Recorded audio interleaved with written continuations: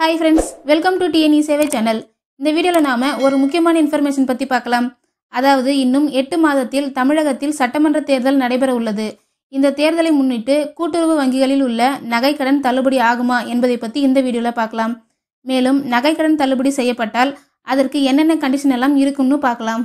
Video பிடிச்சிருந்தா like பண்ணிட்டு அப்படியே நம்ம சேனலை சப்ஸ்கிரைப் பண்ணிக்கோங்க. வாங்க இப்ப வீடியோக்குள்ள போகலாம். ஃபர்ஸ்ட் 2021 தேர்தலின் போது என்னென்ன கண்டிஷன் எல்லாம் கொடுத்திருந்தாங்கன்னு பார்க்கலாம்.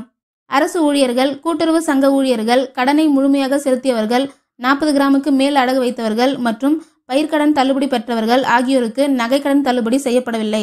மேலும் 2021 மார்ச் 31ஆம் தேதிக்கு முன்னர் அடகு வைத்தவர்களுக்கு மட்டும்தான் தள்ளுபடி செய்யப்பட்டது. ஸோ உங்களுக்கு நகைக்கடன் தள்ளுபடி ஆகணும் அப்படின்னா 2025 டிசம்பர் மாதத்துக்கு முன்பாகவே நீங்க நகையை அடகு வைக்க பாருங்க. மேலும் முடிந்த அளவு 32 கிராம் அதாவது 4 பவுனுக்குள்ள எடை இருக்கக்கூடிய நகையை அடகு வையுங்க. இந்த மாதிரி அடகு வைக்கும்போது உங்களுடைய நகைக்கடன் மேக்சிமம் தள்ளுபடி ஆகிடும். நெக்ஸ்ட், நகைக்கடன் தள்ளுபடி எப்போது அறிவிக்கப்படும்னு பார்க்கலாம். டிஎம்கே மற்றும் ஏடிஎம்கே போன்ற 2 கட்சிகளுடைய தேர்தல் வாக்குறுதியிலுமே இந்த நகைக்கடன் தள்ளுபடி திட்டம் இடம்பெற வாய்ப்பு அதிகம். மேக்சிமம் டிஎம்கே கவர்மெண்ட் தேர்தலுக்கு முன்பாகவே நகைக்கடன் தள்ளுபடி செய்ய வாய்ப்பு இருக்கு. அப்படி இல்லைனாலும் ஏடிஎம்கே கட்சியினுடைய தேர்தல் வாக்குறுதியில் நகைக்கடன் தள்ளுபடி திட்டம் இடம்பெற வாய்ப்பு ரொம்பவும் அதிகம். அவ்வளோதான் ஃப்ரெண்ட்ஸ். இந்த மாதிரியான யூஸ்ஃபுல்லான வீடியோஸை நீங்கள் தொடர்ந்து பார்க்கணுன்னா நம்ம சேனலை சப்ஸ்கிரைப் பண்ணிக்கோங்க. பக்கத்தில் இருக்க பெல் பட்டனை கிளிக் பண்ணுங்கள், லைக் பண்ணுங்கள். Bye friends.